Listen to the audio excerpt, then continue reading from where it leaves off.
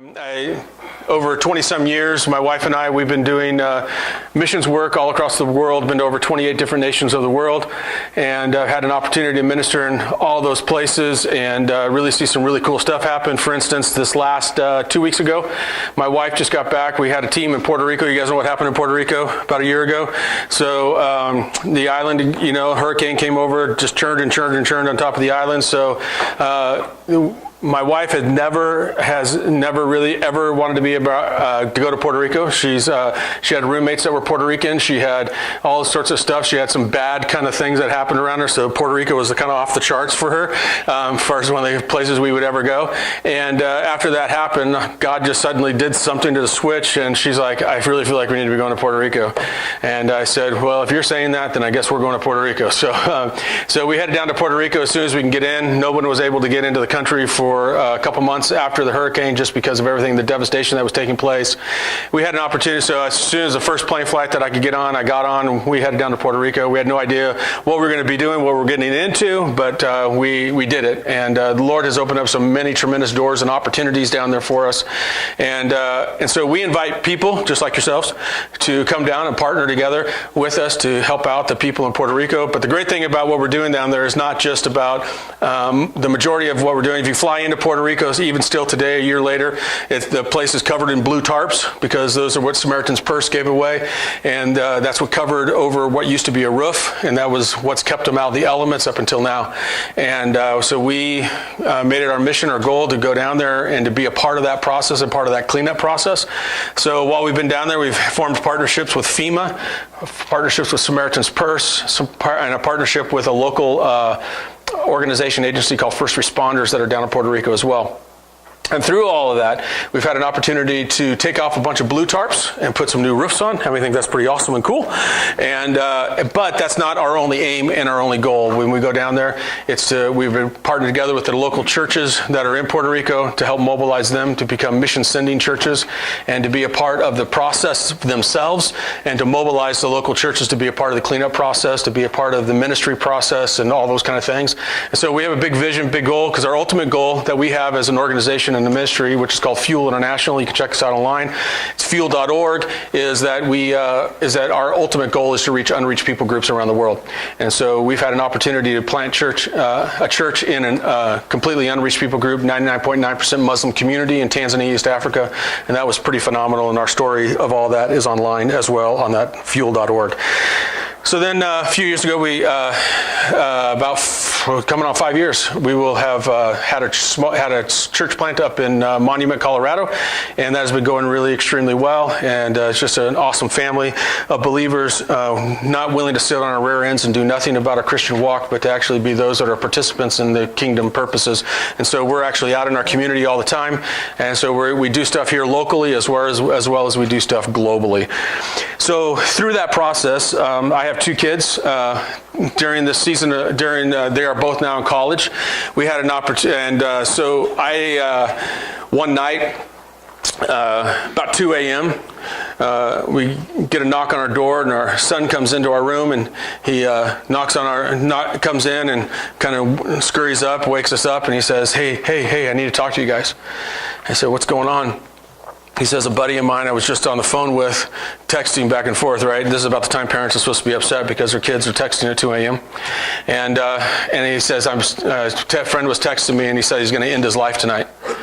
And I said, well, I don't know. Okay. And so we kind of got out of bed, and we were like, "So what do we do about this? I don't. What's the protocol? What do you do? What do you do when someone talks to you and they talk about ending their life? What does that mean? If someone's saying, 'I want to kill myself,' what does that mean? What's that mean to each and every one of us that's sitting in the room tonight? I mean, if someone, and maybe you have had people come to you and say they want to end their life, what do you do? What's the protocol? How do you go about it?" And that's what started us on this journey, to begin to start discovering and trying to figure out what it is that we are supposed to do. That night, we just did the best that we knew how to do, and threw some pants on, some shoes on, and jumped in the car. And I said, "Do you know where he lives?" He says, "Yes, I do." I said, "Well, let's go there." So we headed over to where his friend lived, knocked on the door, woke up his parents, and said, "I don't know if you know this, but there's a person in one of your rooms back here, your son or your daughter back there, and they're getting ready to, they're saying that they want to kill themselves." And they were like, oh my goodness. And so they, thank you very much. Thanks for coming, that kind of stuff. And they took care of the situation the best that they knew how as well. And so that's all I knew what to do. And so I don't know about you, but I hate feeling as if helpless. I hate not understanding things. I hate being in a position where I really wish I could help, but I don't know how to help. I don't know.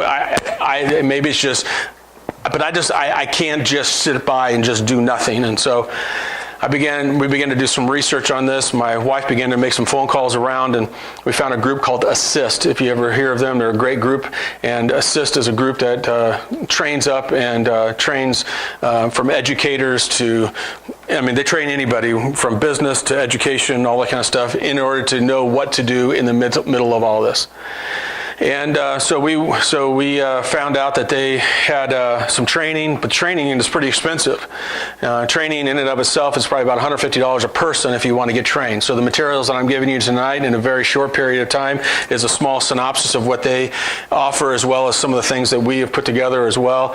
And that being able to go, because what was happening, like $150 a pop, man, we need to get people mobilized. We need to get people, and all of a sudden things are starting, we got to get people to these trainings. Well, they had a subsidy from something that would enable us to be able to come, and it was only going to cost us like $60. And I'm like, okay, let's do it. So my wife, myself, my son, and my daughter wasn't old enough. That was the other thing, is there's age limits on this as well. So people who are 15 and under, they go through a certain training. People who are 16, 18 go through another training. People who are over 18 go through another training. And I'm like, right?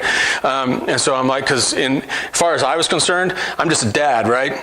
And as far as I'm concerned, I just want people to live. And as far as I'm concerned, I'm just trying to figure out how to make that happen. And so how do you do that? But yet we've got all this hoops you got to jump through and different age groups. And I'm like, and here's the reality is that there's middle school students out there that are trying to kill themselves. And I'm like, this is ridiculous. Everybody needs to know about this. Everybody needs to be trained in this. Somebody do something, help.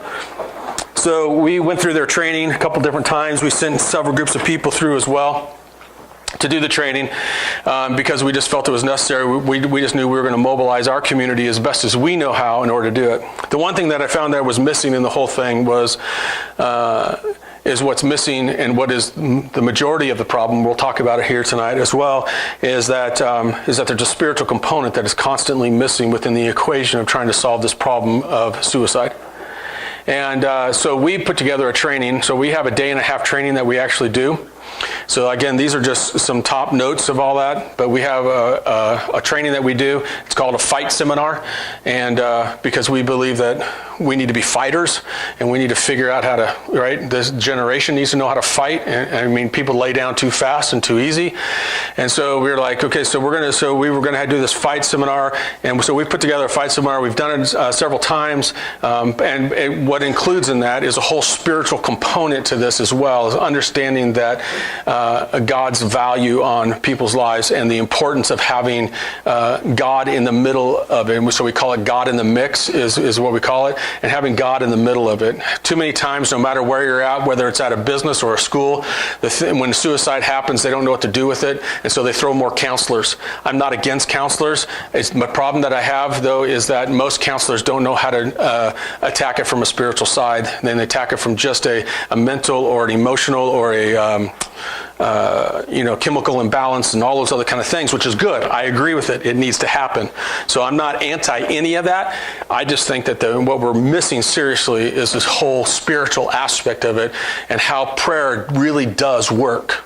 The problem is most believers even don't think prayer works. Most believers, it's a hope when they throw up a prayer that it's going to work, and that's the problem too. Is ill-advised believers who don't really believe that they have authority in Jesus Christ to walk out what He has commanded for us to walk out here on the earth. And so I'm just being real with you tonight. I'm not going to pull any punches. I'm just, because I have nothing to lose, right? So there you go. So tonight what we're going to do is we're going to talk about this. So we're going to first go through purpose. Why are we here? Number one, we're going to recognize that we have a problem. Two, we're going to talk about awareness, prevention, intervention, and then we're going to give you some tools as well. Are you guys all game for that? And so there's going to be stuff up here on the screen. I printed these off, so there's 4 slides per deal. There's a section off to the side so you can actually take some notes on it as well. I would encourage you to take notes because when you walk out of here, you're going to be going, what was that again, or whatever. So I encourage you to take notes because it's really important. People who have gone through the seminars that we have put together, it's almost as if every single time I've had somebody come back to me and have them go, man, thank you for that seminar, because just this week, somebody came to me. Sorry about that. It's my sister-in-law. She's awesome. They just moved back from Russia. My brother was a pastor in Russia for 25 years. So anyway, they had so the purpose. We're going to talk about that. But the reality is that we want to get people trained and equipped to go through this. So here's the reality. Suicide impacts us all, doesn't it? The reality is that you may have known someone personally, you may know somebody in a community, and maybe you've dealt with it yourself. Maybe you struggled with suicide ideation before. Maybe you struggled with some emotional depression, those kind of things. And the reality, it hits us all. And the thing I think that we can take away from it mostly is that all of us have been impacted by it one way or another, and most of us have gone through struggles on our own. How many in this room have never gone through a struggle in your life? That's what I thought. So the reality is that we all go through struggles and we all go through our stuff. The question is how we walk through that struggle and how we walk through our stuff and what's the best way to do it and healthy ways to make that happen. So let's talk about the numbers at first here. So suicide is the second leading cause of death among 10 to 34-year-olds. So second leading cause of death. The first cause of death is accidents, like motor vehicle accidents, those kind of things. That's the first leading cause of death. Second leading cause of death, though, is for ages 10 to 34 is suicide. The fourth leading cause of death among 35 to 54-year-olds. Anybody here in any of those age ranges? There you go. I think all of us, right? There you go. Yeah, you guys can participate. It's okay. You know. I know a fair amount about this. Yeah. The highest demographic of suicide is middle-aged white men, 45 to 54. They are killing themselves at 5 times the rate of teenagers of all sexes from 10 to 19. It's amazing what our society is doing to our good men and getting them to that point. Yep. I also have a question. Everybody's gone through struggles, but we're not trying to say that everybody's ideated suicide, are we? No, I didn't say that. What I said was that everybody goes through their struggles. How you go through those struggles is a whole different thing. And not everybody has a thought or has come to the place of suicide. 80% of those who attempt suicide have also given a clear warning sign. A lot of times what people say about suicide is, I just didn't know. I just didn't know. Well, the reason why you didn't know because you didn't know what to look for. That's really what it comes down to. Because the majority of them, now 20% obviously, right? 20% didn't give a clear sign. They kept very quiet about it and there was no reason to understand as to why. But 80% have. 17% of students grades 9 through 12 have seriously considered suicide in the previous 12 months. That's pretty huge. 19% of adults between 45 and 54 years of age have suicided. That's a large number. 1 in 5. Yeah, that's a massive number. And so those are things that we're looking at. So what I'm doing right now is I'm kind of laying a groundwork for the understanding of why we're doing what we're doing, why we're even talking about suicide, and some of those kind of things. So the people who talk about suicide or threaten suicide are 30 times more likely to actually kill themselves. Can you believe that? 30 times more likely. So this is the reason why for that is because we need to take it seriously when something is said. Because people say, they're just kidding. They're just joking. We're going to talk about some of those kind of things. A suicide occurs once every 40 seconds worldwide. Suicide is more common than homicide. And more girls attempt suicide than guys, but guys are 3.5 times more likely to die from their attempts. And the reason why is because guys are typically stronger and some of those kind of things, and so their attempts tend to be more fatal. Yeah. Colorado has the 7th highest suicide rate in the nation, yet Colorado Springs is rated as one of the top 5 places to live. Suicide is the leading cause of death for youth ages 10 to 17 here in Colorado Springs. And so it's one of those things where it's like it's become the number one in the nation. Colorado Springs is actually, El Paso County is number one in the nation of teen suicides. 45% of American youth, 12 to 19, have considered suicide at one point or time or another. In America, suicide moved from the third leading cause of death among the ages of 10 to 34 to now it's number 2. So we haven't done a good job figuring out what the solution is because it just continues to rise. Suicide rates are at a near 30-year high. So let's talk about whys, the whys behind some of this. Social media has a lot to do with it. And I don't know, how it is among necessarily adult singles and those kind of things, but I imagine it's probably pretty strong in the same regard in that if you are an avid social media user, social media does something to us. We've had clinical psychologists talk about social media and the realities that social media actually throws off an endorphin that it's almost like having sex. And so that's the kind of high that they keep going after. So even some people, what they will end up doing is through social media, they will actually, if they don't get enough likes on their page or they don't get enough thumbs up or whatever, right? Then what do? They take it down and try to find something else. Why? Because it's this falsification of who we are and I'm trying to get accolades from the outside to pump me up. If I don't get it, right? Because when I get those accolades, it throws off an endorphin inside of me. So there's a chemical response that actually takes place through all of this. But if I don't get that, then that's when we come down to the down low. If anybody's ever done drugs before, you know what I'm talking about. You get the first high, then you're constantly trying to get to that position in that place, right? So bullying, same thing with bullying. Bullying is one of the things, and right now today people bully. Social media, to me, and that's where most people do their bullying nowadays, what we call cyberbullying, and that's where they do a lot of it now. Most people will not do bullying as much face-to-face as much as they will behind a computer screen. Whether that's through an email, whether that's through social media, but it's always at a distance. Have you ever noticed that when you're walking through the grocery store and you're walking by people, hey, how's it going, right? Hi, right? Do you realize that all those people drive cars?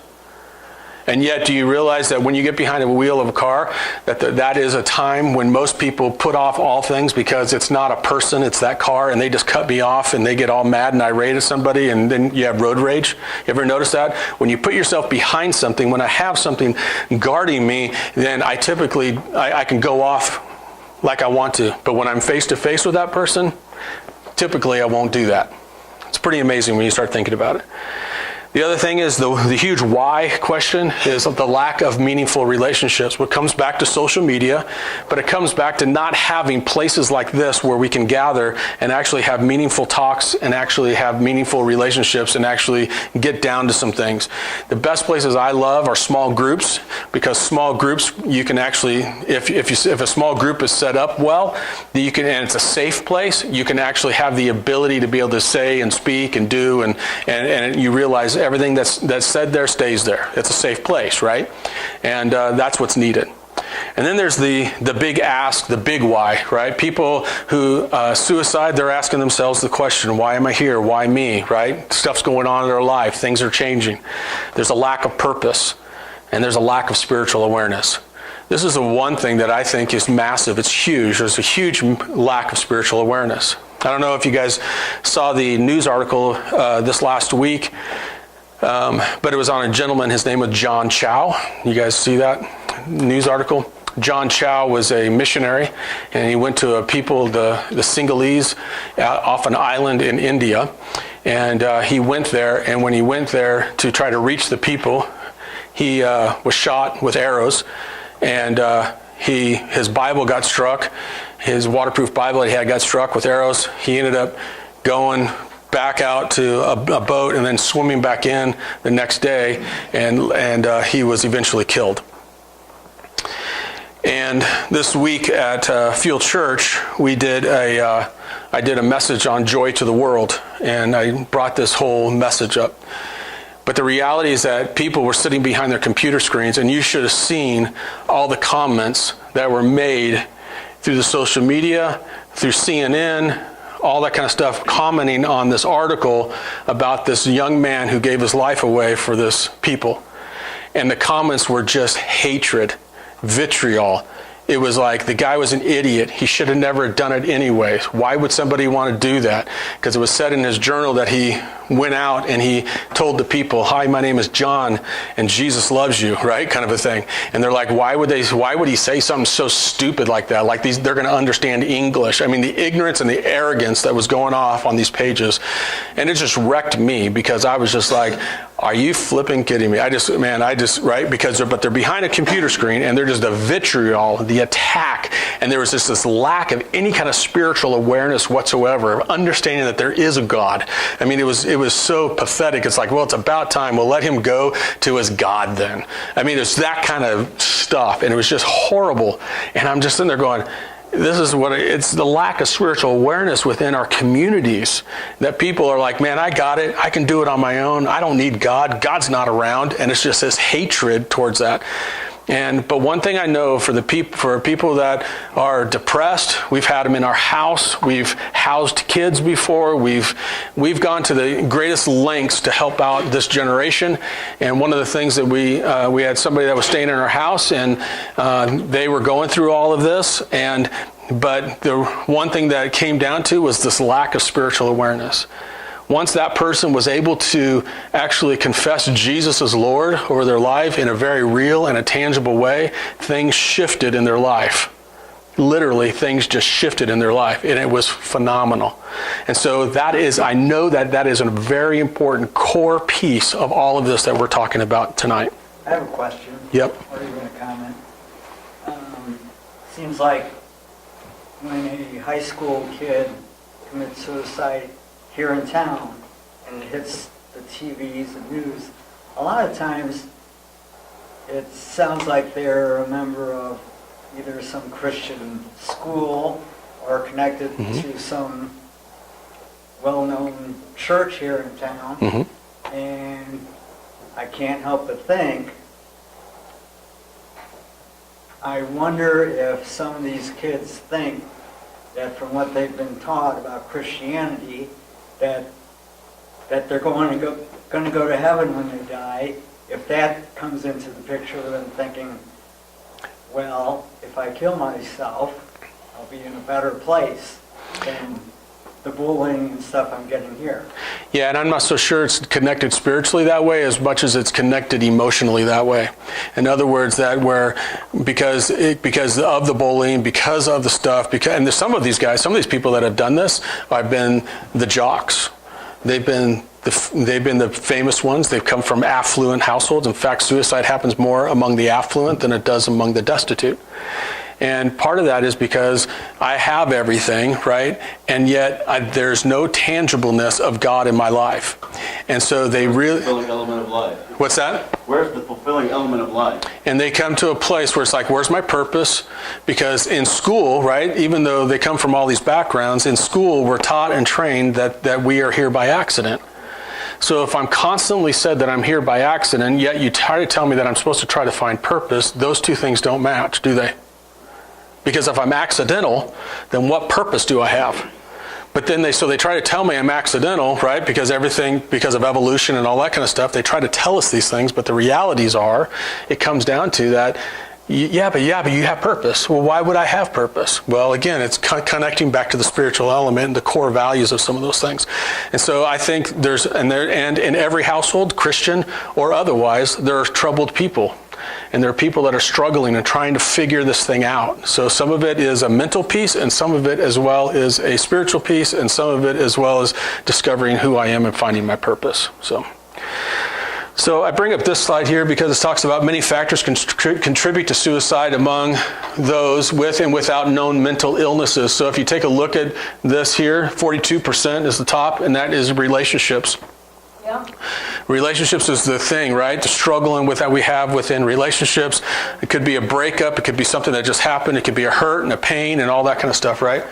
And then if you go to the next top one is the crisis in the past. or a crisis that's coming up in the upcoming 2 weeks, and that's 29%. So in other words, if maybe they're getting fired, maybe something's happened, so someone died in the family, those kind of things. We're going to talk about some of those warning signs and the risk factors that are out there. And then you go over here, problematic substance abuse. That's a huge piece too, right? Because again, trying to find purpose, trying to find out who I am, trying to discover, right? And they get caught up in the substance abuse trap. Then we got physical health problems is another one. And then job or financial problems. And then at the bottom of the list, we've got loss of housing or criminal legal problems. So let's talk about the myths of suicide, because I think it's important to understand some of the myths that are out there. One of the myths is if someone wants to suicide, there is nothing that I can do. And that's false. Another myth is suicide is wrong, therefore I won't speak of it to anyone else. And so it's this guilt thing. It's this, so on one side, if I'm suicidal, I'm not going to speak of it, right? Because it's wrong, kind of this negative kind of thing on their condemnation piece that we throw on people about that. And on the other side is sometimes we say we're not going to talk about suicide ever. And if somebody comes to me and tells me something about suicide, man, I'm going to let them go and let them be, right? Anyone who is suicidal is either irrational or insane.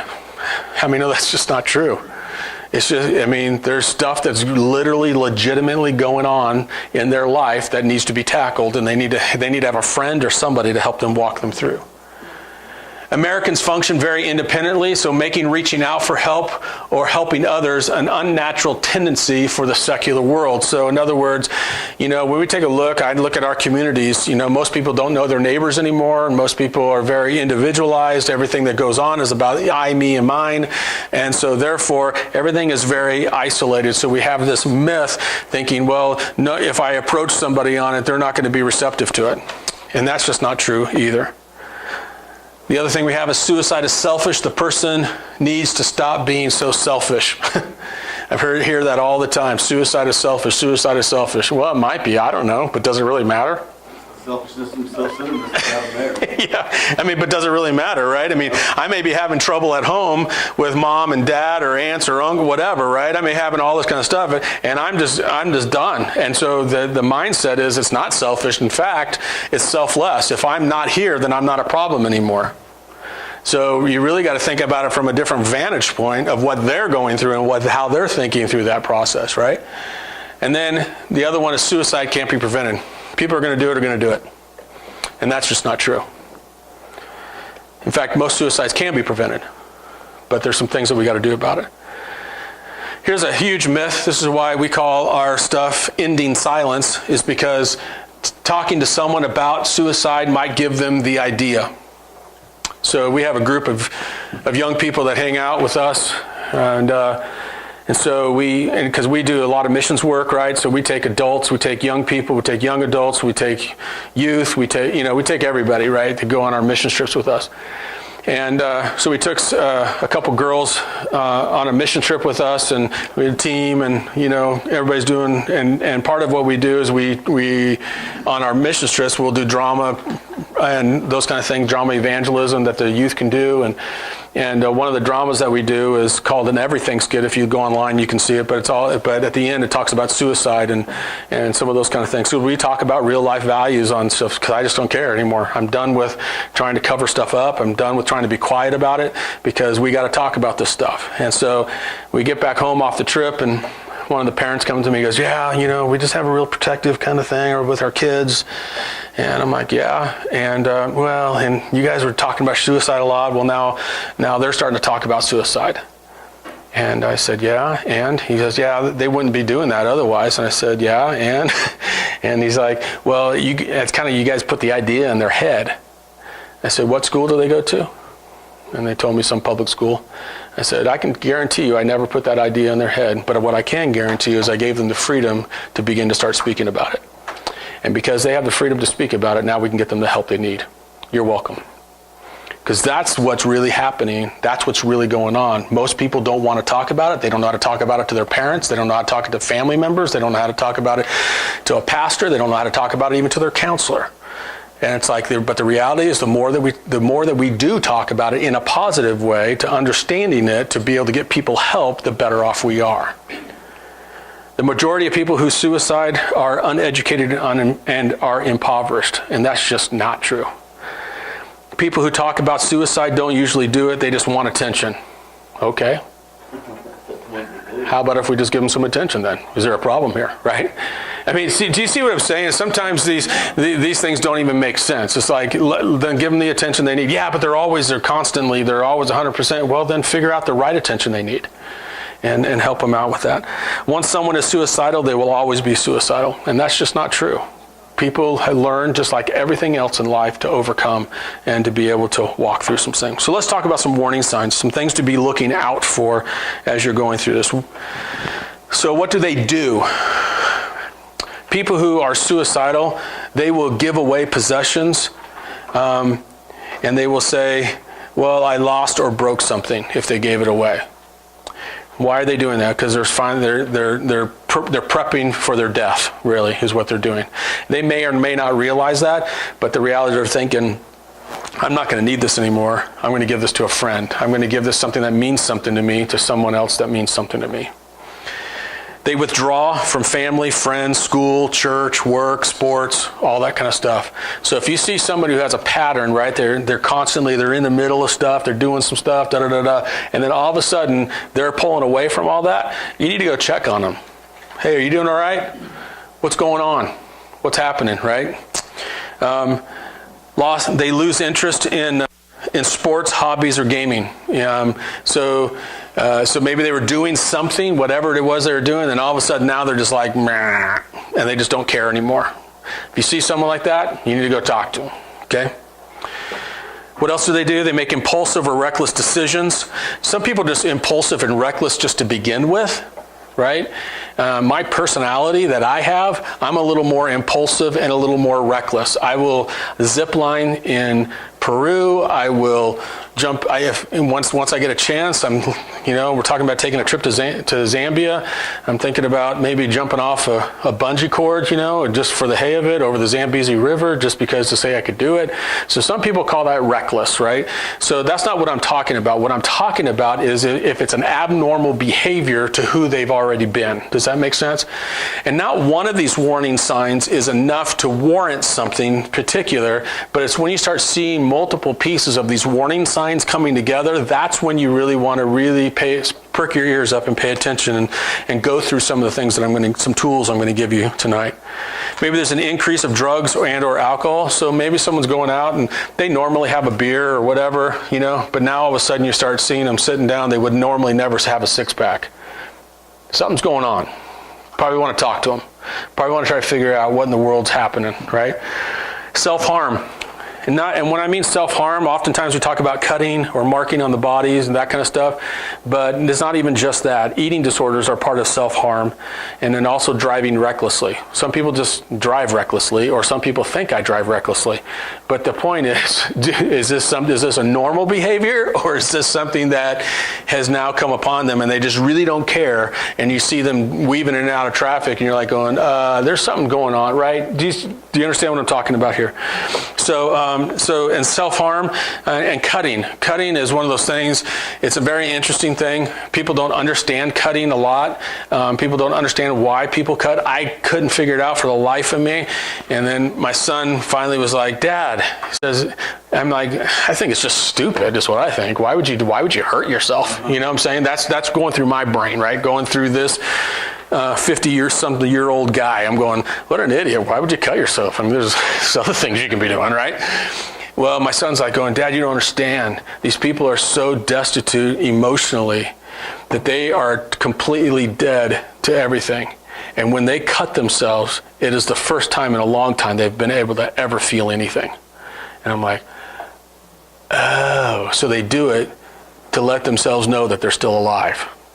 And they may not know why they're alive, but they do it to make sure that it's kind of like, okay, I'm still here. And then there's an endorphin that goes off of it, right, as well. all that kind of stuff, from body piercings and all that tattooing, all that. Have you ever heard about people? Some people, go crazy with tattoos, and I'm not pro or against, tattooing. What I'm saying, though, is there's this endorphin that goes off when we do those kind of things to our bodies, so it becomes almost like its own drug in and of itself. I watched a documentary once on, it was a secular documentary on tattooing and piercing, and it was a very interesting documentary because I'm trying to figure out why, because I don't do it to myself, so I don't get it, but that's just me. I'm not trying to condemn anybody that does do it. I was just trying to figure out why people do. Because, what I'm saying, I want to know people. I want to figure people out. How do I love on people better? How do I value people better, And, I don't drink alcohol, but you know what? Some people think I'm a prude, I guess, but I'm just like, for me, I didn't like the taste of it. And then in my position, as a pastor, I decided years ago that I wouldn't do it because I didn't want to cause anybody else to stumble. It was my personal belief on that kind of thing, right? So I'm not trying to condemn anybody. I was just saying I'm not trying to be better than anybody. And what I'm trying to do is understand, right? Why do people do what they do? And so as I went to this documentary, I was like going, that is amazing. And how people do it because for the first time they feel control over something. Everything else around them is completely out of control, and now they actually finally feel control and in control of something. So it's pretty interesting stuff. So what else do they do? Extreme behavioral changes, right? Showing rage or extreme anger. And anger can even be a byproduct of depression. And I don't know if anybody thought of that before, but anger can also be a byproduct of depression. So if you see someone who's really angry, there might be something deep-seated inside that they're actually a pretty depressed people. Displaying extreme mood swings. Maybe they're confused. So all of these behaviors are expressing that what they are going through is too much for them to handle. So if you start seeing some of these things, people popping off, blowing off, listen, it doesn't help for you to get angry with them. Right? Have you ever seen someone get angry and somebody else get angry? What happens? They both keep getting angry, right? Something escalates, something goes off, something happens, right? That's not healthy. And so what it takes is for us to realize, and this is something that I finally, something that's kind of seated inside of me and finally started to realize is that here's the reality. All of us are messed up. All of us got a mess going on somewhere, somehow. All of us are trying to fix something. All of us are trying to move to the next level. There's nobody here in this room that's perfect. And if you think you are, then see, I just pointed out to where you weren't. Because the reality is it's like we're on this earth going through this stuff. We're asking God to help us in our process and to change us and to make us more like Him. And so as we're going through this, if I can understand that we all have a little bit of something going on, and we're all kind of trying to walk through something, and we're all trying to struggle through something, and we're all trying, right? If I've got that, then guess what? When somebody pops off, I can look at them now with eyes of Jesus and be able to go, okay, so what's really happening here, right? So like, for instance, my kids, when my kids were going through high school, if I saw a mood swing happen, now for my daughter, right, and for my son, I had to realize there's hormonal changes that are going on. Right? I had to realize there's menstrual cycles and things like that are very legitimate and real reasons for mood swings, right? So I had to recognize and understand some of those things, but then I had to understand, okay, if this lasts more than a week, then we sat around the table and said, so tell me, what's really going on? Or sat on their bed and said, so what's really happening? And then they would be like, well, nothing. And I'd be like, that's bogus. So tell me, if you knew what it was, what would it be? What does that mean?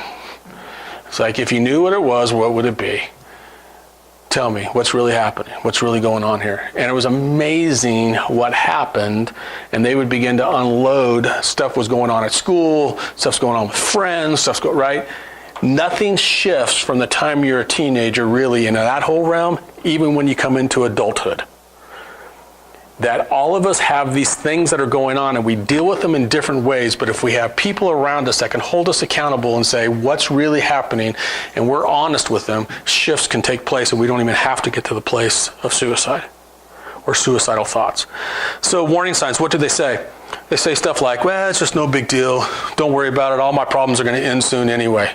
And you hear some of that stuff, man, those are red flags. Don't worry about it. No one can help me now. What's that mean? I mean, no one can help you now. Basically, it's done. I'm done. And then they say stuff like, now I know exactly what you're going through. In other words, they're talking about someone who has also dealt with suicide or someone who has suicided, and they're saying, now I know exactly what they felt. Now I know what they were going through. If someone is referring to someone who is already dead in that tense, these are warning signs for us. And it's amazing how many people will say something either exactly like this or something very similar to this when they're going through their stuff. These are warning signs. These are things we're looking out for, right? These are things that we're paying attention to. But in today's society, what happens is we're so busy, we don't slow down enough to begin to even think about listening to what's really happening around us. How many conversations have you been in and you went, yeah, and you walked on, right? I mean, there's conversations like that are going around us all the time that we blow off because of time constraints, because of appointments, because of, right? And we're so freaking busy that and as a pastor, I see all this, right? Because I see it from a different perspective. I see it from a 10,000-foot view, and I'm looking and I'm seeing some stuff. And it's like, and as a pastor, I find myself even times where I'm like going, I get tired, right? I'll just be honest with you, pastors get tired. And there's a lot of stuff that goes on that a lot of people don't know what's really happening behind the scenes because these guys get paid so much money to sit around and just study the Bible all day long. I'm saying that very sarcastically. I mean, if you walk in a pastor's shoes for any period of time, you're like going, okay. I mean, Doug understands what I'm going through. I mean, he's got all y'alls, right? And stuff going on and things happening. And a lot of times what happens is everything goes to the point and things start filtering through and it gets really tiring. And so that's why pastors need each other, as well.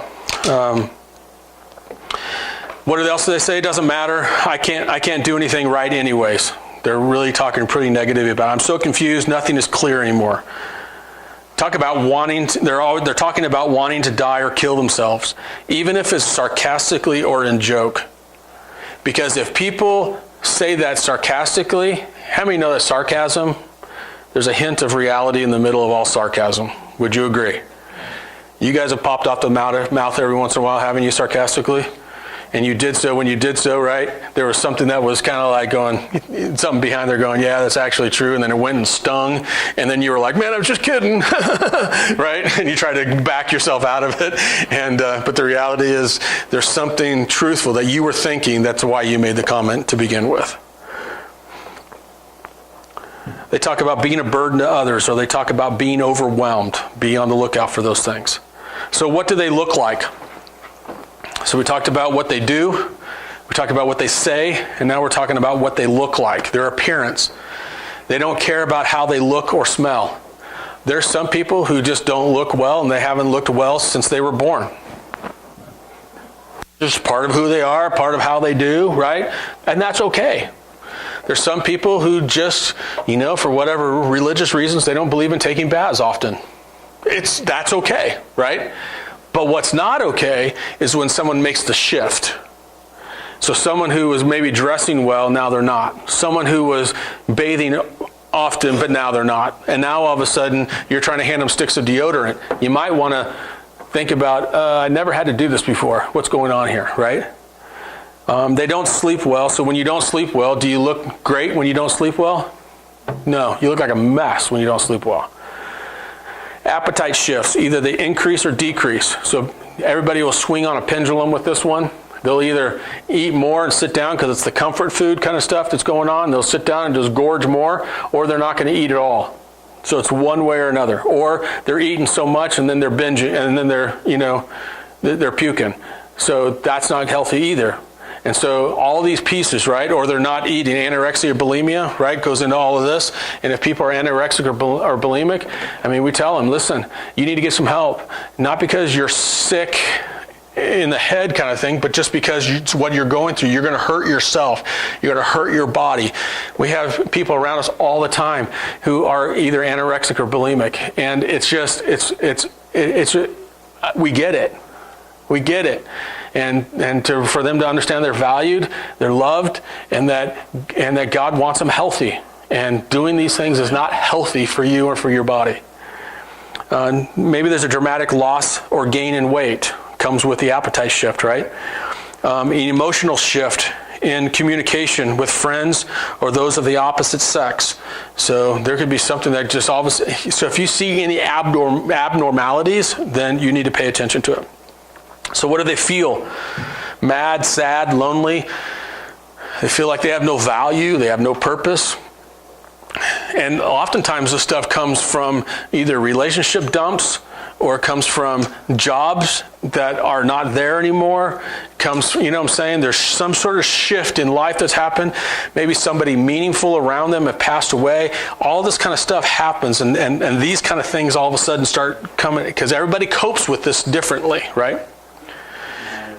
What else do they feel? Guilt, depression, hopelessness, or discouraged. And so, feeling guilty or depressed or hopeless or discouraged, if you see somebody that they're feeling this more often kind of thing, then we definitely want to make sure that we're on it, that we're helping them walk through. So what are the risk factors? What are some things that go into suicide? What are the risk pieces? And we've talked about some of them, but some of them we haven't. So maybe there's been a previous suicide attempt. That's a risk factor. That's something that's out there that's like, okay, they have more likelihood to try to do it again if they haven't got the help they need. Does that make sense? And so, or maybe they have problems at school or work or with the law. Something's going on there. Those are risk factors. When someone's going through something, pay attention. They could either deal with it very well or they could not, and that's what we need to know. Bullying. Maybe it's in person or cyber breakup with a boyfriend or a girlfriend. What are some other risk factors? Sexual orientation is another risk factor. Our society today says that you can be whatever you want to be. If you're a guy with male genitals, but you can be a female if you want to. If you're a female, you can be a guy. It's all this sexual orientation thing that everybody says is wholly acceptable. The problem with that is, and I just go from it, because for me, from my perspective, right, I'm a pastor, so I have a biblical standing on this stuff. And people who go through this stuff, I love them, I value them, and I will embrace them, and I will help walk them through any of this stuff. For me, homosexuality or any sexual orientation stuff that goes on, that people do, homosexuality, to me is the same thing as heterosexuals, right? Going and stepping out on their spouses. It's the same thing for me for fornication, for people that are, having sex outside of marriage. It's all the same stuff. It's all biblical, right? But I sit there and go, okay, let's take away the biblical veil on this for a little bit, and let's couch this through science. Let's couch this through and so the stuff that I have here on the slides here, this is stuff that the secular communities are saying. Now they're still trying to couch it and say, but it's still okay. And I'm sitting there going, okay, so people have told me, I went to a training once, and they told me that marijuana is really bad for you, especially before the age of 26. And it actually does permanent damage to the frontal lobe from a young age to the age of 26 if you smoke marijuana. And if you do that, you'll put yourself in a depressive state, blah, blah, blah, and it leads to suicide, all those kind of things, right? So they got these things, right, that they try to point to. So they're telling everybody to get off marijuana. Okay, that makes sense, right? It's doing damage to my system. You probably won't want to do it, right? It is so, and it causes you to be more depressed. It doesn't cause you to go the other direction, right? And so if you have a tendency for some of these things, and you're on marijuana, you might putting some of these things together might causation kind of piece, right? And I sit there and went, okay, so that makes sense to me, right? You want to tell people, just don't smoke marijuana, right? Especially before the age of 26, okay? And so I'm like, I'm okay with all that. But then when it comes to sexual orientation, they're telling this generation to go ahead and explore. We're telling everybody it's okay, just go ahead and explore. But then when you look at the stats, you're like, why are we telling them to explore? I'm telling everybody else to get away from everything that causes this, causation, right, this piece. But this was the one thing that we're continually telling people to go ahead and explore. So the national study says that 40% of transgender adults reported having made an attempt for suicide. Almost 50% of transgender people have made an attempt of suicide. That's not just thinking about it. That's actually attempting. And I'm like, I think there's a problem here. 92% of these individuals reported having attempted suicide before the age of 25. And everybody goes, yeah, well, it's because they've been bullied. I'm telling you, in today's society, that bullying is less and less than I've ever seen in my whole life. And when you talk to some of these individuals, it's not because of bullying. It's because they're trying to figure out who they are. It's because they're trying to figure out where they come from, where their purpose lies, where their value lies. Well, if we brought Jesus in the middle of it, we might be able to help out with some of this as well. LGBTQ, and that's always cracked me up too. LGBTQ, I always say LGBTQ, RSTUVW, because I'm like, what? They keep adding on letters to me, and it's just ridiculous. Individuals are almost 3 times more likely than others to experience a mental health condition. I'm thinking we might want to consider this as something that we might not want people to go into or to explore. That's all I'm saying with this. Stressful family life is another risk factor in general. One-time a situation of divorce, a fight, etc. So pay attention around the holidays. Right now is a great time to start paying attention, right, around your family, friends, people that are around you. And they say that suicide is actually higher, or attempts to suicide are actually higher around the holidays. It's actually a myth as well. But people typically, during this time, you can listen a little bit more and you can experience it. You can actually pick up on stuff a little bit more because you're around people. So therefore, you can actually start seeing it more often than you might have normally done. Situations, for instance, starting college, moving, friends moving away, different things like that are going on. Those are stressful life situations. Some people compound those things, start a new job, move to a new state, right? Get divorced, right? And all these things kind of compound on top of each other. Those are people that you want to keep your eye on and go, are you really doing okay? And if people tell you, yeah, I'm doing okay, you know, I've been a proponent of keep pushing and say, really? Are you really okay? And they'll say, yeah, I'm good. Are you really good? I'm serious. I want to know, are you really good? And it's about the 3rd or 4th time that someone will go, well, actually, try it sometime. You'll discover. Take a little time out of your schedule. Listen to somebody. I went through a Taco Bell once.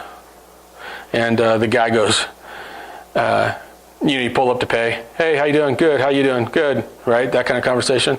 So I pull up and he goes, hey, how you doing? I go, good. I said, well, how you doing? He goes, good. And then I said, really? And he goes, well, actually, and dude, the guy unloaded on me in the Taco Bell drive-thru, which shows you what? Never been asked. What's that? Never been asked. Yeah. Who took time to care? You did. Exactly. And it's like, and that's the way it should be, right? We should do that with each other. We should just pause for a moment. Please, out of your busy schedule, pause for a moment for a family member. Pause for a moment for a son, a daughter, a mom, a dad. Pause for a moment and for a stranger. And just to say, the other day and again, I don't say this stuff to puff me up. I'm telling you, I don't do this. But all I know is me, and all I know is what I do, right? So that's what I can talk about. And so like the other day, there's a gal, and she was in one of those Walmart little scooter things, and she was pulling up to her car with a thing full of groceries. I said, need some help with that? And she goes, no, I got it. And then I said, are you sure? I'd be more than happy to help. And she says, seriously? I said, yeah, let me help you. Oh, okay. And she let me unload her groceries in her car. And I said, do you want me to take because I've always wanted to drive one of those things anyway. I said, can I take your cart back? She goes, no, I got to go back in anyway. I'm like, dang. At least let me get something out of this. No, just kidding. But the point being is just slow down a little bit. And let people know you care. I mean, it's just crazy. One time I was at Walmart, and because Walmart gets my paycheck, and I was at Walmart, and those kids that are doing the carts, these are the invisible ones.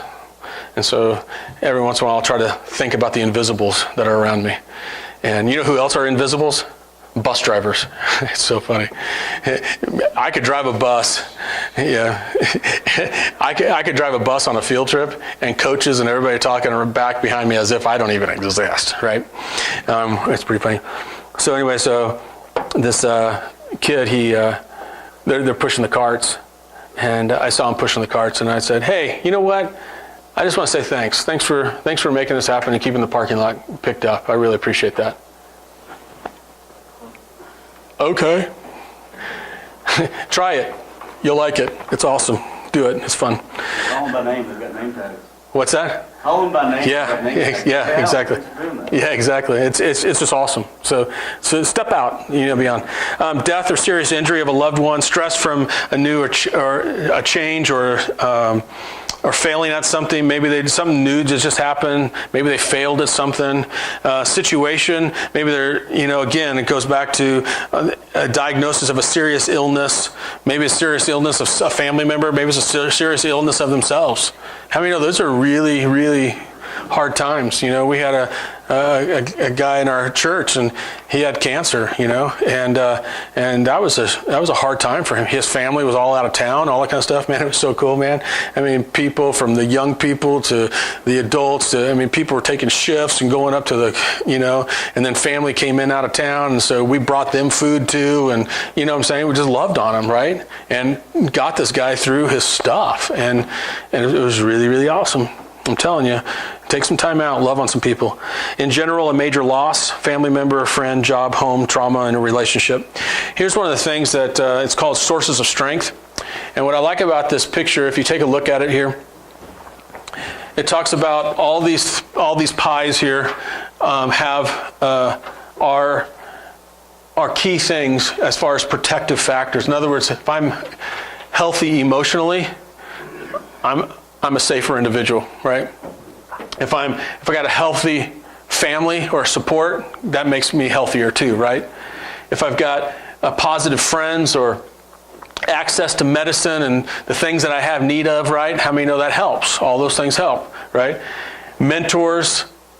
I do healthy activities, go out, I run, I hike, I bike, I ski, that kind of stuff. I got these healthy activities going on. People who are generous. So if you find yourself being a stingy person, like when that donation box goes around, I'm just saying, I'm just a little plug there. Go ahead and throw $10 in, $20 in, right? Go ahead and do that. Well, here's my $1 bill. Listen, go, put some money in the sucker. Make this place better than it ever has been, right? Be generous, for crying out loud. Hold on, let me go pass that around. It's in the back. Make sure you see it. So anyway, so generosity. People who are generous tend to have a healthier life. And so it's pretty amazing. If you find yourself, right? So my wife and I, we are opposite ends of the spectrum, right? I'm one of the guys, I'm like, hey, everybody, And she's like, with a calculator and kind of pulling things together. She's my structure, right? But it's awesome because over the years we've been able to balance each other out. I've become more like her. She's become more like me. And it's so cool because she's become a very generous person. And it's like, well, how much do we want to give for that? How much do we want to help out with that? How much, right? Like we're doing right now, we're supporting kids in India. So we've got 500 kids that we're trying to support in India to give them a great Christmas. Because in India, right now, during Christmas time, is open season. So the government doesn't clamp down, nothing happens, so you can preach Jesus all you want. So it's a great season to be able to start. So he has 500 kids, and they come in and they give them food, they give them a gift, and they give them Jesus. And that's moms and dads in Hindu and Muslim communities, and it's awesome. And so we encourage people, be generous. Okay, it's huge. I think. And then this piece here. This is a secular group going into secular places, whether it's businesses or District 20 has now adopted this. And guess what it says here is one of the pies. Spirituality. It shows that it's a huge piece. In fact, I would put spirituality right here as the center, right? But they put it as a pie because they need to be politically correct with it. But the reality is, this is a huge piece. The problem is, most people don't know what to do with it. The school districts, I asked them, so what are you going to do with that piece? Well, I don't know. I can't really do anything with it. I can tell my kids to explore sexual orientation, but I can't tell them to explore Jesus. It's crazy. Okay, sorry, little soapbox is going on. So what are some of the protective factors? We talked about it on that chart. So positive physical development, academic achievement. So keeping yourself intellectually aware, keeping yourself moving forward, right? Having a high self-esteem. What causes you to have a high self-esteem? What helps you out with that? Some people, it's going to the next level. Man, I'm going to make it to the next place in business, or that next place at my job, or the next, right? And so whatever that is, having goals that are out there are really, really helpful for this. Emotional self, being healthy emotionally, and understanding who you are and what you need. Some people need to shut down more than other people. Some people can go 100 miles an hour, right? And get by with it. You may not be able to do that. Figure out your balance points and be healthy emotionally. I mean, they have good coping skills and problem solving. So the best coping skills I've ever found in my life, seriously, is with spirituality. Finding the best coping skills that I've ever found. People are like, yeah, well, Jesus, he's like your crutch. I'm like, dude, you have no idea. He's like a gurney to me. And I'm not ashamed of it. I mean, I literally have gone through, I've literally lost, I went through bankruptcy, lost over $1 million in assets. I've literally lost everything in my life. I lost friends that were around for me for 20 plus years. During that season of bankruptcy, completely, utterly abandoned me. I had absolutely zero, zilch, not except for me and my wife and my 2 kids. And I'm so grateful for that. And that we walked through it healthy, and we came out on the other side, and we've built back, and we're stronger than we've ever been before. But you know what? It was hell.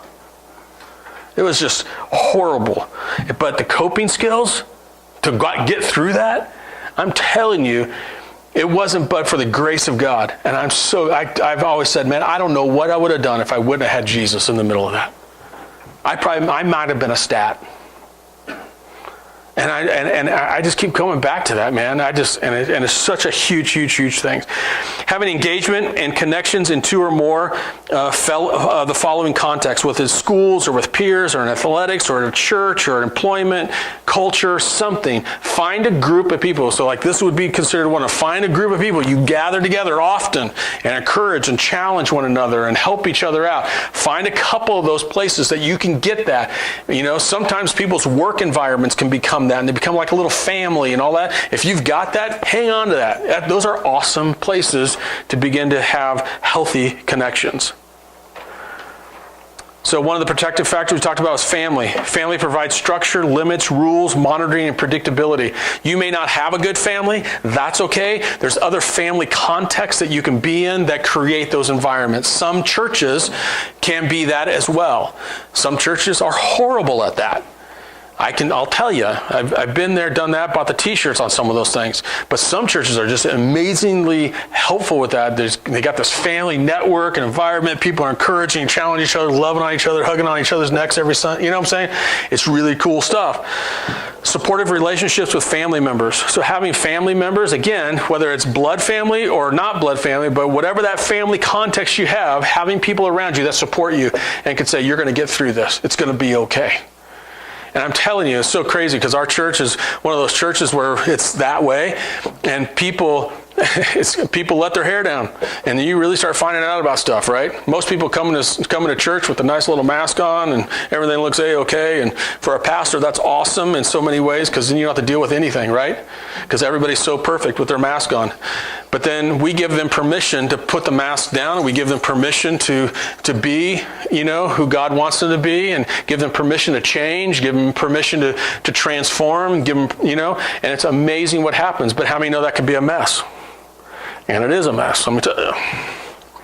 Clear expectations and behaviors and values. So families create a clear expectation of behaviors and values. So again, what is that family element? And you may or may not have your blood family around you, and your blood family may not be any of those things. That's not what I'm talking about. What I'm talking about is creating environments around you that give you these clear expectations and behavior and values that you can actually do. All right? What are some of the other protective factors? Community.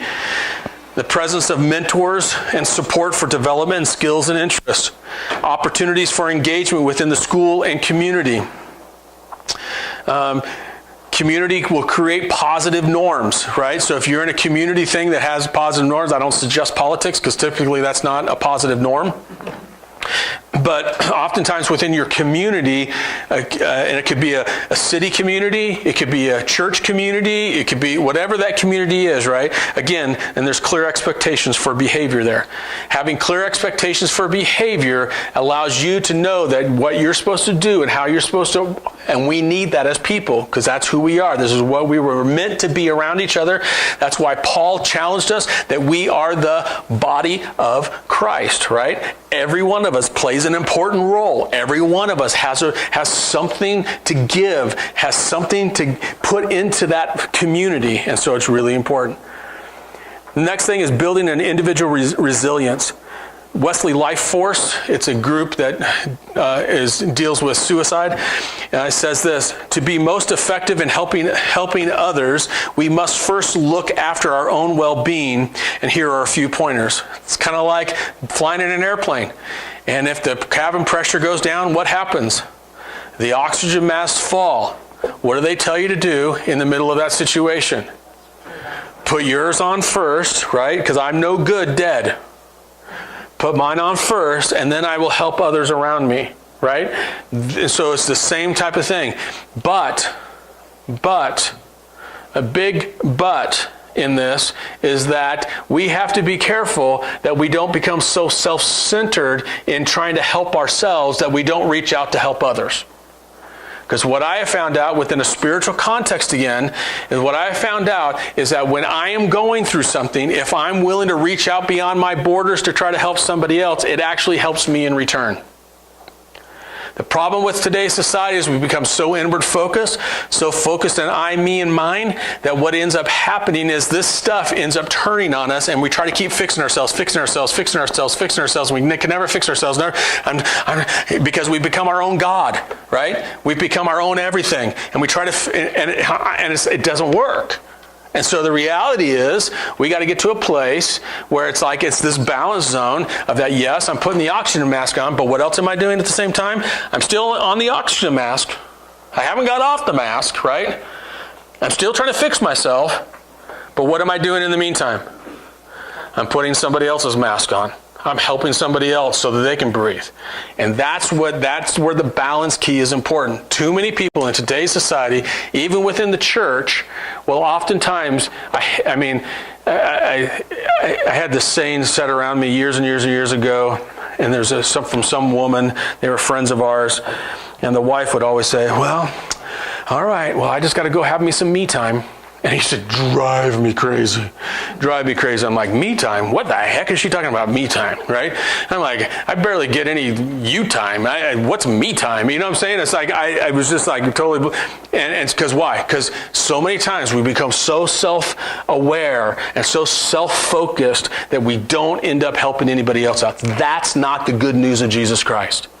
That's not the Great Commission, right? Because this is what the churches say. Well, once we fix our community, then we'll go to the nations of the world. I'm like, you're an idiot.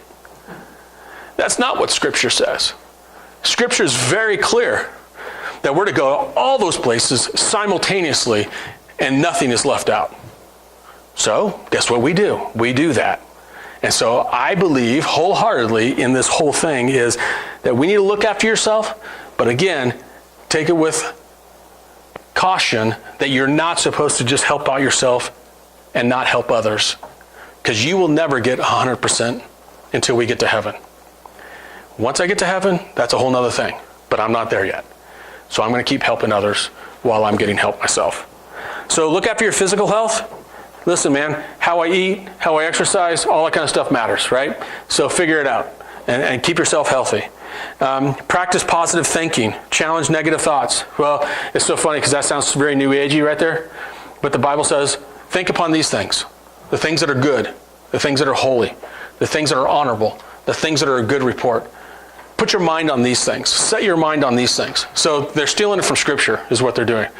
And there's something about setting your mind on the things of God. And then also think well of yourself. Well, that's a scriptural thing too. I mean, we are supposed to be thinking well of ourselves. Why? Because who am I? I'm a part of what? The body of Christ. So is he good? Yeah. So I guess I am too. Why? Because I'm a part of him. I'm a part of what's going on there. So it's okay to think well of yourself. So that's not a new agey thing either, all right? So building individual resilience, invest time and energy into developing new skills. If you find yourself bored, you feel like challenge yourself. Go out there, get educated, take a test. I mean, if you haven't taken a test in a long time, I dare you, take a test. It's awesome. It challenges you to think. It challenges you to mentally kind of prepare for something. There's something about doing that. Man, when I have to take different tests, man, I get nervous as all get out now. I used to take tests and go through them, but now as older, I'm like, can I get it? But it's a challenge, right? So challenge yourself. Go to the next level. Look after relationships that are around you. Take care of people around you. Get involved and enjoy the community activities, right? From sports to volunteering to whatever it is, right? Go on a mission trip, for crying out loud. Give your life away. Ask for help. Don't tackle major problems alone, right? This is a huge thing. So many people don't want to ask for help nowadays. So here's the other side of that. Not only should you ask for help, but keep your eyes open for those who need help. And when you ask them, just like the lady, hey, can I put your groceries in? No, I'm okay, I got it. Are you sure? I can help. Really? Okay, you know what I'm saying? So it goes back. So push on those things. Some people, here's how we get out of stuff, right? Someone's going through something. They're moving, for instance. And you know they're moving. Call me if you need some help. And what are you hoping on? Don't call me. I don't want to be around you, right? The cool people that I've been around will all of a sudden just show up at your doorstep, and they're not even asking if you need help. They're just there, and they just go, I'm here to help. Guess what happens when someone shows up at a doorstep and says, I'm here to help? Guess what happens? They start to help, right? And so it's crazy how we get, so our conscience is cleared because I say, hey, if you need something, just let me know. Oh, yeah, my ringer was off. Okay? So don't do it alone. Build resilience. Here's another thing that we can do, and I think it's great. It's great in meetings like this. It's great in other places. Simon Sinek talks about this as well, and he talks about having self-free zones, right? And it's really important. He says it's so funny. I don't even have my phone on me. See, I'm self-free. And so having your phone, right? And he's like, and you're sitting at a restaurant, and I have my phone. Hey, but I'm being courteous to you because I'm putting it face down. Because you mean a lot to me. How many of you guys do that, right? You know exactly what I'm talking about. How about if we just freaking put this phone away, put it in our, shove it somewhere where it can't get to till after dinner? Anybody? We started doing self-free zones around the dinner table. We started doing self-free zones. So funny. So my kids' friends will come over and we'll do something stupid, right? We'll eat dinner and then we'll watch a TV show or something together. And so they're friends, right? So we're all jump on the couches and the TV goes on and it's a self-free zone. And their friends are like, and I put the thing on pause. And they're like, what? I'm like, I'm waiting for you to get done. What? I can't be on my phone? No, you can't be on your phone. We're here to spend time together, whether that's, right? Yeah, but I could listen to the TV and do the same time. I said, I don't care what you can do. We're not doing that. We're here to hang out together. Put a game on the table, right? And we've been doing this with our kids. Our kids off to college, they're bringing their friends home or whatever. So put a game on the table. Guess where the phones are? They're off somewhere else. They're not even near the table, right? And we harass each other if somebody jumps up and tries to get their phone. Self-free zones are a healthy thing. Do it. It's healthy for you.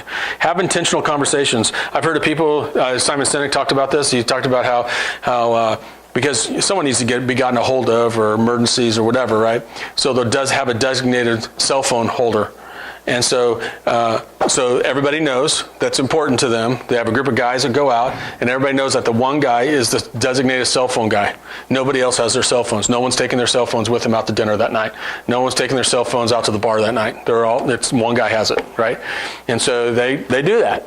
And if someone needs to be gotten a hold of, they know who to call in order to be able to get a hold of that person and to declare if it's an emergency to disturb their time or not. It's healthy, right? So, because you create boundaries. Create boundaries on social media. Get off social media every once in a while.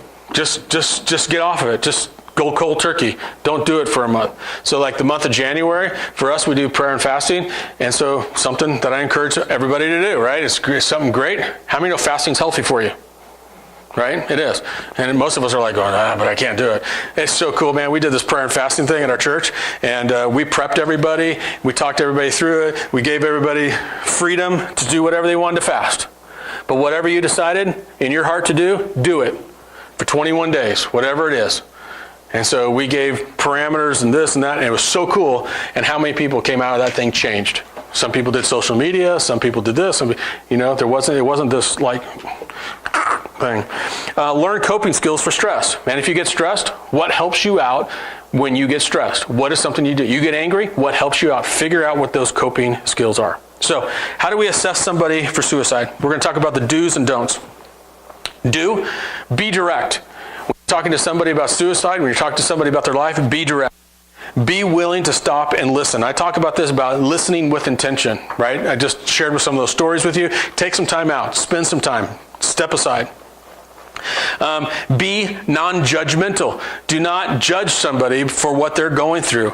Don't debate their feelings or their right or wrongs about suicide. How many know that that's not the appropriate time to do this, right? Well, I'm going to have with you an intellectual talk on what the Bible says about killing yourself. Like, they don't care. Right? Just quit being an idiot. Just love on them. Just value them for where they're at and help them get through this stuff. Later on, you might be able to have that conversation. But right now, it's not appropriate. Don't judge them for where they're at. Just say, hey, listen, man, you got this. Between you and God, man, this thing's going to get figured out. Okay? Give them some of those positive reinforcements. And then don't do this. What? You want a suicide? Oh my God, I don't know what to do, right? So don't be shocked. Don't act shocked. If someone talks to you about suicide, man, just go, suicide, right? Don't get all up in a tizzy about it, right? I don't know what to do. Chill. Just listen. Just because if they've told you that much that at that point, they're not looking for somebody to be all try to fix it, right? They just want somebody to listen to them. And then also, one of the things is don't be sworn to secrecy. In other words, hey, we promise not to tell anybody? And our answer is always, no, I can't do that. If I need to tell somebody, it'll be at an appropriate nature. I'm not going to just tell anybody, though. And so you can be guaranteed of that. But if I do need to share this with somebody, then I will be sharing this with somebody. So what's really going on? And you know what? 9 times out of 10, you know what they do? They keep sharing. But if you swear to secrecy that you're not going to tell anybody, and at the end of the conversation you go and tell somebody, now all of a sudden you betrayed them. You betrayed their trust. So just be open and honest with them up front. Take action. Remove means and get support. Those are some pretty basic things. So let's talk about some of the questions that you want to be asking. How you doing? Good? Really? Yeah? No, come on. Seriously? Well, okay. So you want to hear their story. You want to be a good listener. Some of you out here might be like myself and you like to talk. This is not the time for you to talk. This is the time for you to be quiet. It's time for you to shut your mouth. It's not time for you to, and if anything, you just ask a question to clarify. That might be the only thing that you offer up at that point in time. Listen for one thing they feel is worth living for.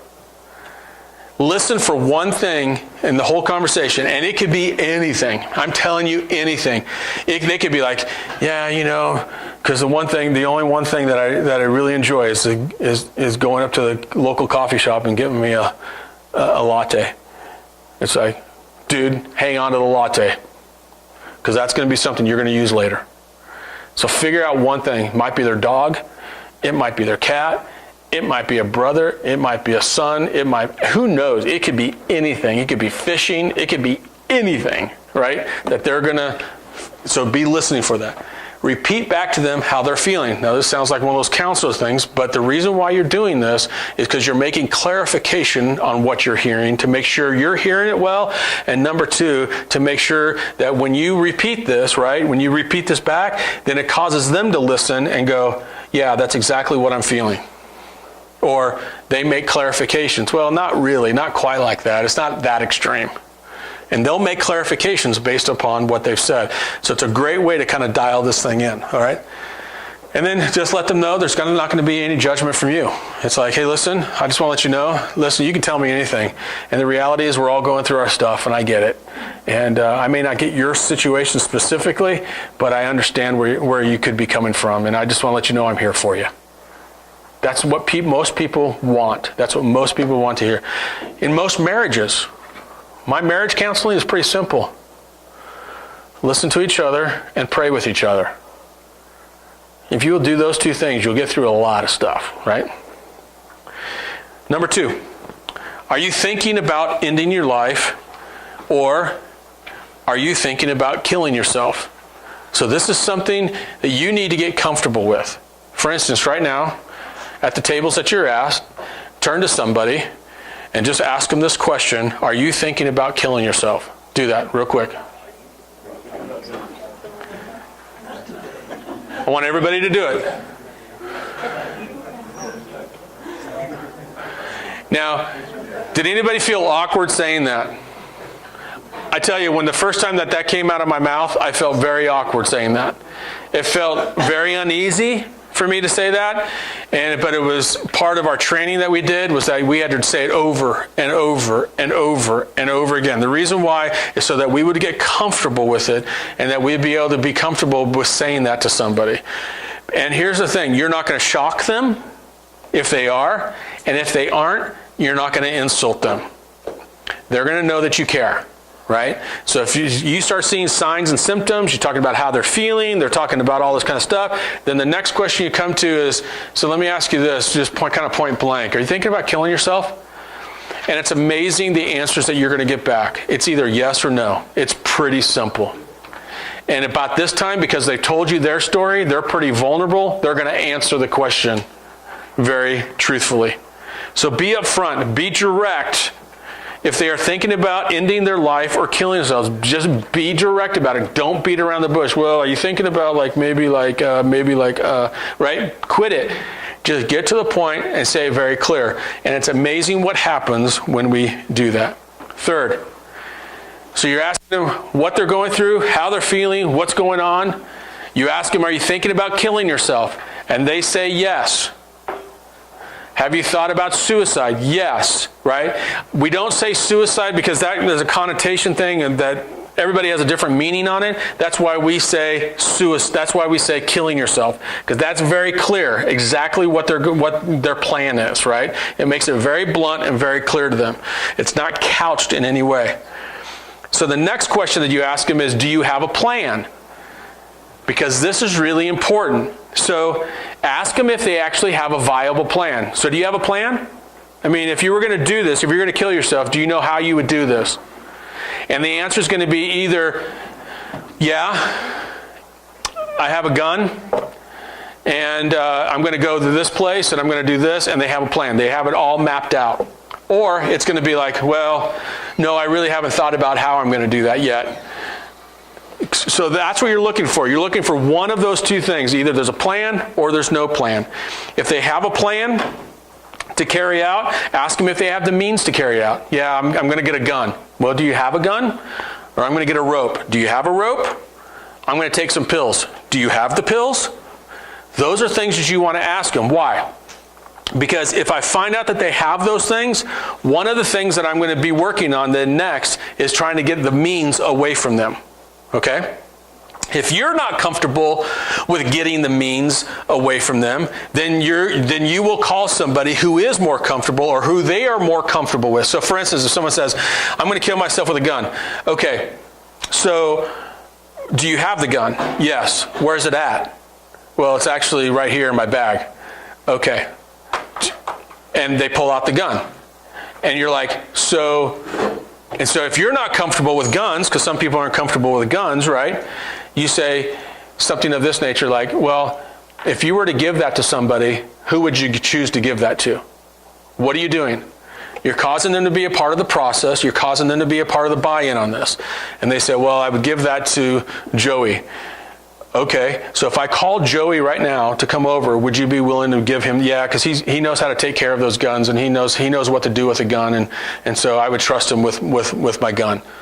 Okay, so if I called Joey right now and he were willing to come over, would you be willing to give him the gun? Yeah, I could do that. Okay, can you give me Joey's number? Let's call Joey together.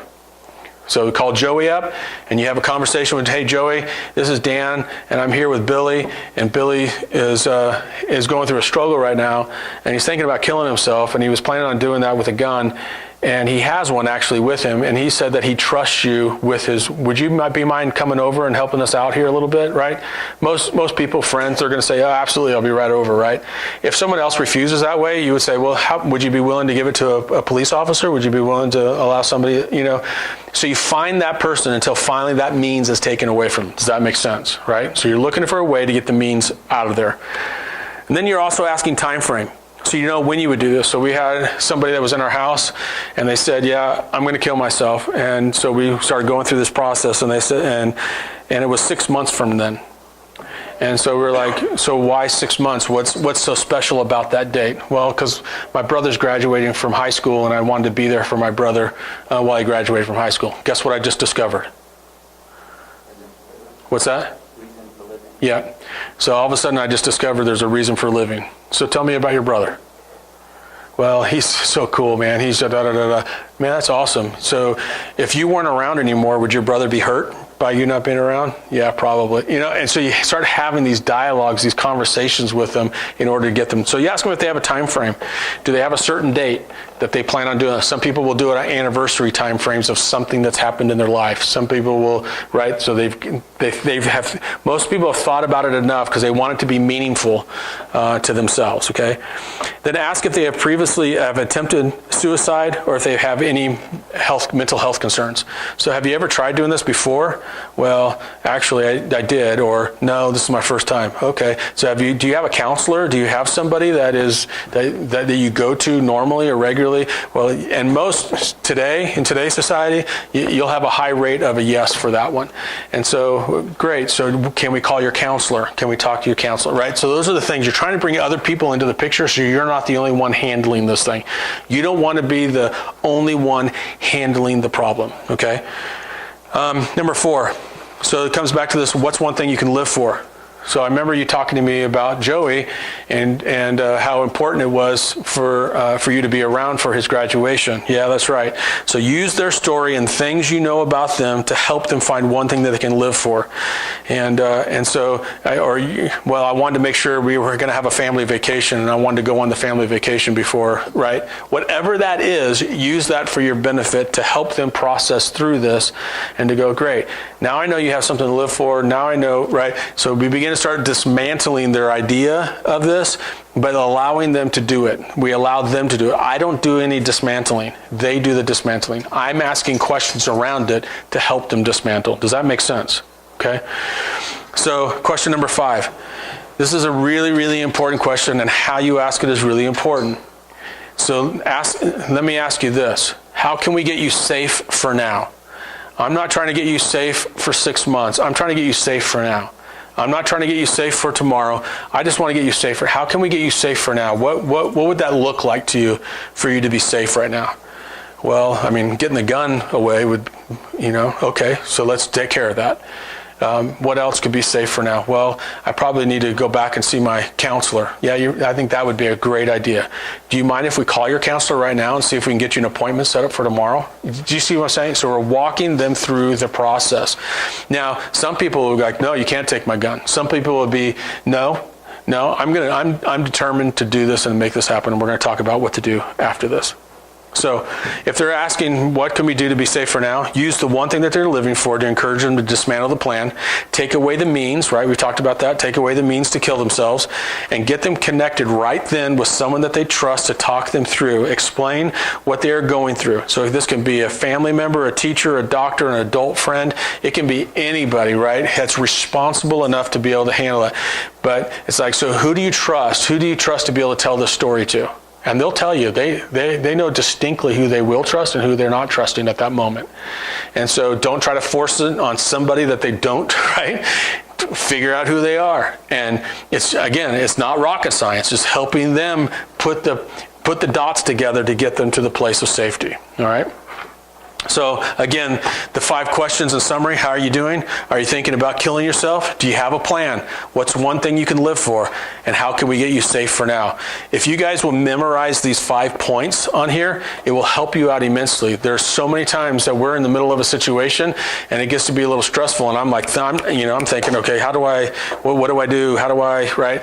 And again, oh, that's right. And I'll remember, and I'll start clicking away as I'm having this conversation with somebody in order to get them to a place of safety.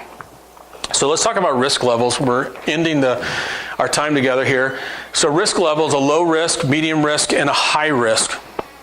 A low risk is they have no plan, they have no access to a means, and they have no date, but they're just thinking about it. Great. Tell a parent, counselor, pastor, adult friend, or mentor. Get somebody involved in the process so that way it helps hold them accountable. Who else can we talk to about this? Who else do you trust? Well, I've been sitting down with my pastor and talking with him about this stuff, and so can we give him a call right now? Well, I have a therapist I've been going to. Great, can we give them a call right now, right? So you're immediately getting them connected with somebody right then. So like we try to get appointments immediately. We try to get them, within the next day, so that and then you can call them and say, hey, how'd the appointment go, right? So there's a little accountability piece that's tied into it. A medium risk: they have a plan, they have access to the means, but they don't have the means with them, but they have access to the means, and there is no date. So this is what we call a medium plan, a medium risk, and that means, okay, so there's kind of aloof out there a little bit still. So again, it's the same type of thing. You talk to a parent, counselor, pastor, teacher, friend, mentor, somebody, and get them the help that they need, right? And then you go to the high risk. High risk is 911 calls. High risk means that they have a plan, they have a mean, they have a date. High risk also means that they're not willing to give up anything. They're not willing to give up their means. They're not willing to give up, right, their plan. You've talked them through this stuff. They keep telling you, no, I don't have any reason to live. No, I really don't have any reason to live. Well, you never leave their side. So what you tell them at that point is, listen, we've gone through all of this and you're still at this place, and would you agree that you're still a risk to yourself? Yes, I do. So here's what I'm going to do. I'm not going to leave your side, and I'm going to be here. And what I'm going to do is I'm going to call 911. Or what we're going to do is we're going to go down to Peak View. Or what we're going to do, right? You come up with whatever's going to work. And 911 is generally the best thing, because wherever you're at, then you can sit there, stay there, and all that kind of stuff. It's like, so here's what I'm going to do. I'm going to call 911, and I'm going to let them know what we're going through right now. Okay. Or it could be, no, don't call anybody. Promise me you're not going to call anybody. Listen, I can't promise you that. But what I can promise you is that I'm going to be here for you, and that we're going to get you some help. Yeah, but I don't need any help. No, you clearly do need some help. And I'm here. I'm going to be your friend. And they could be angry, ticked off, hacked off of you, screaming at you, yelling at you. I can't believe I brought you in this. You just betrayed me. I mean, it's craziness of what will go in at that moment. It'll either be very calm or it'll be very heightened. And it's at that moment you still call 911 and you say, I'm sitting here with my friend, and they're really going through a struggle, and they're thinking about killing themselves. They have a means, they have a date, right? They have a plan, and I need help. And they will send the police over, and they will send ambulances over, and they will come out, and they will then do an evaluation as well. Okay? Typically what ends up happening with this is that people who have gone through this understand they'll go to a 72-hour lockdown. Someplace like Peak View or Cedar Springs or Aspen Creek, Aspen Point, they will actually go through into a 72-hour lockdown of diffusement to be able to make sure that they are able to be okay.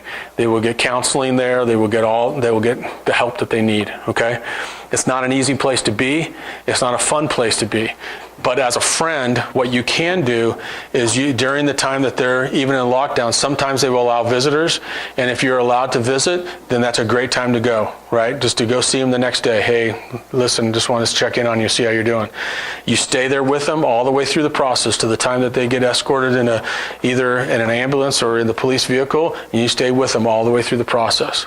So there was somebody once a friend of mine told me about an incident that happened at his church, and somebody ended up they thought they had suicidal ideations, and so they went to go see them. When they went to go see them, they were like going, "Hey, yeah, they're suicidal." They left the house. They left them there by themselves, and then as they left the house, they called 911. And so then 911 came, and man, these people, this person felt completely betrayed. Nobody was there to help them. Policeman shows up on the door. They had no idea what was going. You know what I'm saying? It was like, it was better than nothing, but it could have been handled completely differently. That person should have never left the house. That person should have told them exactly what they were doing, right? And they should have walked them through the process. And that's what's hugely, hugely important. So you stay with that person until they are with professional help. Again, you tell parent, counselor, friend, pastor, or mentor what's going on. If the person you are talking to is harming themselves or intends to harm themselves in any way, explain to that person that you need to call 911. Involve them in the process as much as possible. All the stuff I've been telling you. Tell them you will be with them until help arrives. Stay in person with them or on the phone with them. So sometimes you'll be having this phone call conversation with somebody, right? So then you're going to start patching in people, right, to be able to get on the phone with you with that person. Until you can get them some help. Talk with them and try to keep them calm until EMS arrives. And then here's the huge thing, guys. Again, it's one thing that we don't often do too often, and that is pray with them in person or over the phone. And stay with them, pray with them. It's amazing. I'm telling you, it's amazing what prayer does. It'll break down strongholds and barriers. Here's some resources. Also on that last page is some resources for you for the National Suicide Hotline. They can also text HELP to 741-741. You can go to the Suicide Prevention Lifeline.org and chat with a crisis worker. Safe to Tell. I mean, there's all these different agencies and organizations that are out there.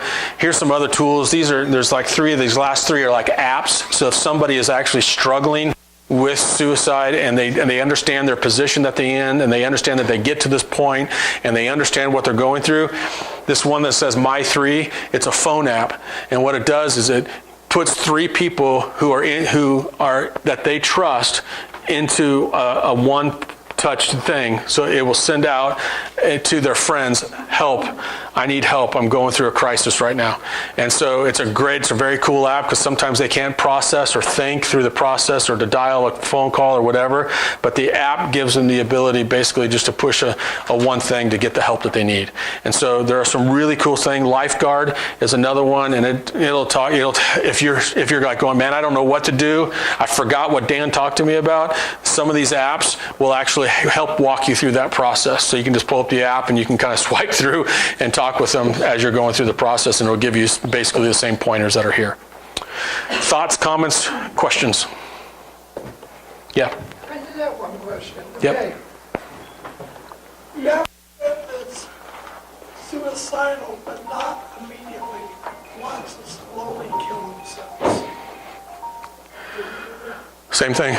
So if you understand that that's what's going on, then go ahead and get them the help that they need, and sit down and say, hey, I recognize what's happening here, and it's not something that you're trying to do, right? I mean, we've had people in hospitals. I've had somebody who's a paraplegic and same type of thing, and it's like, and so they would tell hospital staff those kind of things to help them walk through that, and they would get them the help that they need. Because what they're needing is someone to evaluate them, and then what they're needing is somebody to help to walk them through that process.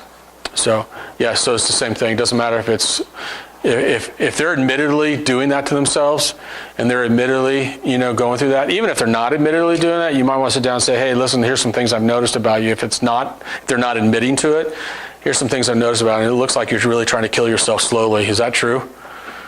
And have that conversation. If they say yes, then you're like, well, what do we need to do to get you so you're not there? Medium or high risk. Well, seeing how it's a slow process kind of thing, it's probably medium. Because it's not an immediate thing that they're doing to themselves at that moment, So it's more of a medium risk at that point. Anybody else? So, what's the thinking on the root cause of all this? Because you actually mentioned it in your presentation. I was down at a symposium. I'm a 25-year victim of domestic violence. Okay. And I actually I've experienced 3 suicide deaths this year. Actually prayed for the guy in the parking lot. Wow. He's seeking help as a victim of domestic violence down at Tesla, and they kicked him out. Wow. And if their phone's dead and their messages are full, they're either dead or they're rehab. Right. Or another good friend out of one of my houses killed himself back in May, and then Ben, cold stone sober, killed himself. And that's the most interesting thing is I had hours and hours and hours of conversation with him about God. And Yep. you still be spiritual without Yep. actually believing right. You get Sure. to find it. He went away to college, and within a year it's done, right? So, and then my son tried to kill himself when he was 15 when I was beaten and thrown in jail by my ex-wife, right? And so people tell me this. It's like, my son calls me from North Dakota. It's like, I've got $680 coming. I'm just going to the gun store. I'm just done. So what do you do, right? And so there's a direct relationship between childhood abuse, domestic violence Sure. in the family, and suicide. And this symposium down in Pueblo last month, it's like we were talking directly about it. I was trying to look up the lady's name, but the director of suicide prevention out of OBH was actually one of the panelists. Okay. Right? And there's a lot to this. But the root cause is to eliminate the abuse out of our families. Sure. And intervening in these families when we get the chance. The problem is that police don't respect the fact that women are a higher likelihood of being the abuser. Meanwhile, some altercation breaks out, guy is arrested. Meanwhile, the police, half the time, they just remove the stabilizing influence for these single kids. Over and over and over again. Sure. It's happening. And so we've got to get better at it and intervening earlier and noticing the signs of abuse and emotional control and things like that earlier so we can deal with it before it becomes to the conflict. Right? I've mentioned this to these guys, I'm mentioning it to you. Check out Stand Up Colorado, Michael Teague and Amy Miller. Okay. They've got it exactly right. Nothing more than a propaganda campaign aimed at young people so that they can recognize those signs. Then the other part of it is when we intervene, we've got to be able to teach these young couples how to be appropriate parents. Because they don't know how. They're just using the model behavior that they have, so they got this generational wave Absolutely. of abuse. It Yep. goes back into the 20s, probably. Yep. You know? Is there a question? Is there maybe some other That's questions? really just kind of a statement. But the real question is anybody looking at the root cause? That's the question. Well, The root cause, the protective factors that you listed, family provides structure, support, relationships, and you started off talking about social media, and we aren't learning how to have appropriate relationships. At least our millennials are. They now represent the largest demographic in America. It's not getting better. yeah, so when I take a look at root causes, I take a look at, family structure, family dynamic. And again, when I talk about family doesn't always have to be blood family either, right? I mean, so you got to find healthy family no matter where that is. You got to find it, though. And so you can't necessarily depend only on just blood family to make that happen. I get that.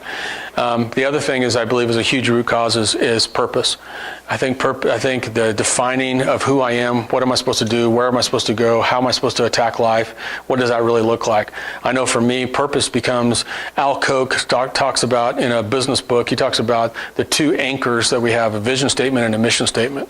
Well, the only reason how you get a vision and mission statement is through purpose, right? And so the reality is that oftentimes people can't describe who they are, what they're supposed to do, who they're supposed to become, where they're supposed to go. They're pretty directionless. And so I find that to be a huge cause in regards to why people do what they do, is because they don't have any anchor to hold on to. Everything around them has kind of been obliterated. And that comes through structures of family, it comes through structures at school, it comes through, right, in those different environments, and most people can't give that to them. They don't have anything meaningful to live for, to hang on to. It doesn't make any sense to them. And when you get to that destitute of a place, you're realizing you're pretty purposeless. And so trying to help them figure that out. So there you go. Anybody else? Well, thank you guys for having me come out and letting me hang out with you guys tonight.